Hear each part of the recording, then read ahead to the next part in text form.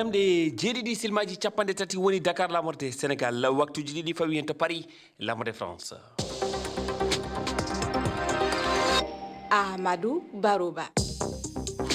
tedduɓe heeɗiɓe RFI Fulfulde jamalla wale mon bisimilla mon e ley kabaruji ɗi hande ko aljuma nogas e nayyi e lewru sappo ɓuuri hitande ujunnaji ɗi e nogas e joyyi ko ɓuuri tengtude kabaruji ɗi oɗo subaka to Côte d'Ivoire joni kam jeddi laaɓa orgal ngal timmi hanki hande ko foftere sumgoji horiya ko leydi waɗanna janggo aset nogas e joyyi candidat joyo foɗodirta ngol lefol laamu ko ɓuuri million jeetati e ujune jeeɗiɗi ɓiɓɓe leydi ndi no nodda mayen kumpito wal haali e fuɗɗude kabaruji ɗi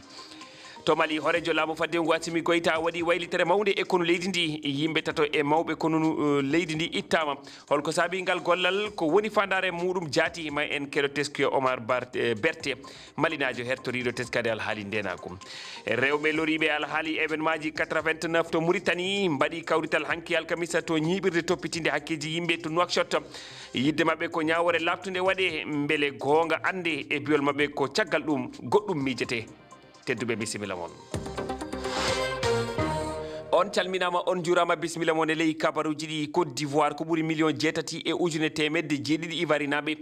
no fada nami no heeɗa ko suɓo horejo leydi mabɓe e ɗi duuɓi joyyi aroɗi ko hanki kikiɗe orgal ngal huuɓi nabi en timmi joyo ɗaɓɓayɓe laamu ɓen hewtuno e nder leydi ndi foof hollugol peeje mabɓe ɗen holno orgal ngal feƴƴiri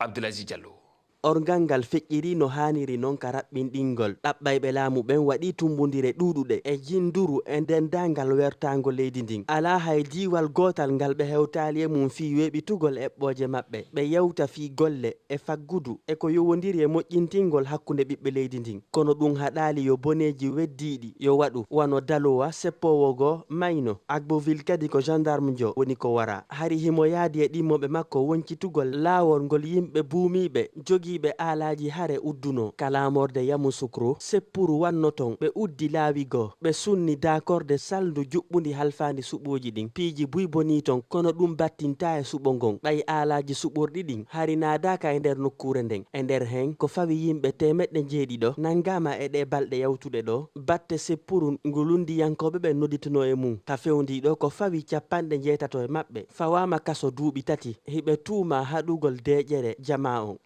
Abdoulaziz Diallo, Abidjan, RFI.